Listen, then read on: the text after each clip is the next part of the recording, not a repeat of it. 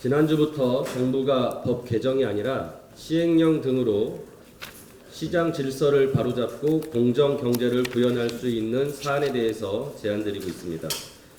오늘 제안 드릴 것은 재벌그룹 친족 계열사 다시 하겠습니다.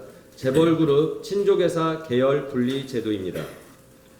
총수 일가 개인회사에 대한 일감 몰아주기는 일감을 몰아주는 주요 상장 계열사뿐만 아니라 관련 업종 시장까지 망치는 불공정 행위입니다. 시스템 통합 SI 업체를 예를 들면 총수 일가가 그룹 내에 SI 업체를 개인회사로 설립한 후 계열사의 일감을 몰아받아 기존 거래업체인 중소 SI 업체를 거래에서 배제시키거나 그 회사를 하청기업으로 둡니다. 기존 중소기업은 아무리 실력이 있어도 성장할 가능성이 원천적으로 봉쇄되는 것입니다.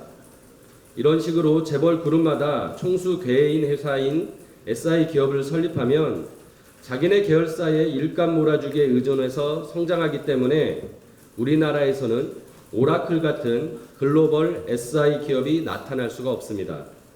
이렇게 일감 몰아주기는 총수 개인 회사에 대한 편법적인 부의 이전과 함께 중소기업의 존립을 위협하고 관련 산업의 생태계를 망가뜨립니다.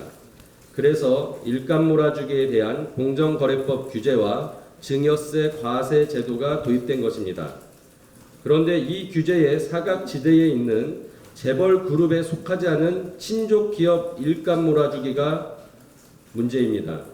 친족 기업임에도 불구하고 계열사에 포함하지 않도록 하는 현행 계열 분리 제도에 대해서 말씀드리겠습니다. 친인척 회사임에도 독립 경영을 한다는 이유로 계열사에서 제외되고, 그렇지만은 거래의 상당 부분은 재벌 계열사의 거래에 의존하는 회사라면 이를 독립 경영한다고 볼 수가 없습니다. 과거에는 거래 의존도가 높으면 독립 경영한다고 보지 않고 계열 분리를 시키지 않았습니다. 그런데 지금은 독립 경영 판단 조건에서 거래 의존도를 제외했습니다. 이러한 계열 분리 제도를 이용하여 친족 기업들이 재벌 그룹 계열사의 일감을 몰아받지만 규제를 받지 않고 있는 것입니다.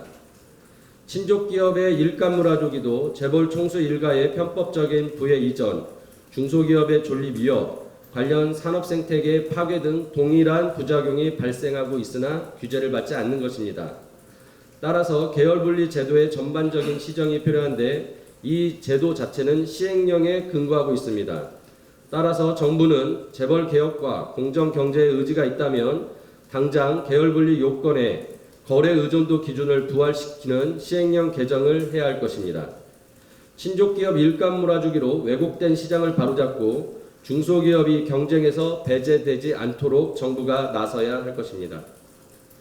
자영업자 지원 대책에 대해서 말씀드리겠습니다. 최근 최저임금 급격한 인상과 경기 침체로 자영업자와 소상공인의 경영 환경이 날로 악화되고 있습니다. 또한 문재인 정부의 부동산 가격 안정 정책 실패는 엎친 데 덮친 격으로 무주택 자영업자의 주거비 부담을 가중시키고 있습니다. 이에 저는 무주택 자영업자의 주거 안정을 지원하고자 현재 근로소득자인 직장인에게만 적용되는 월세 세액 공제 제도를 자영업자에게도 확대 적용하는 조세특례 제한법 개정안을 발의했습니다.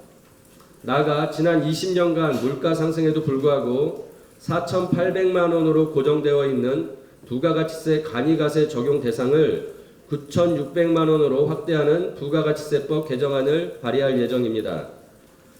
지금은 신용카드 사용 비중이 커지고 전자세금 계산서 발행이 의무화되어 있으므로 거래 투명성이 매우 높아졌기 때문에 부가가치세 간이과세 적용 대상을 확대한다 하더라도 탈세의 위험은 크지 않을 것이라고 생각합니다.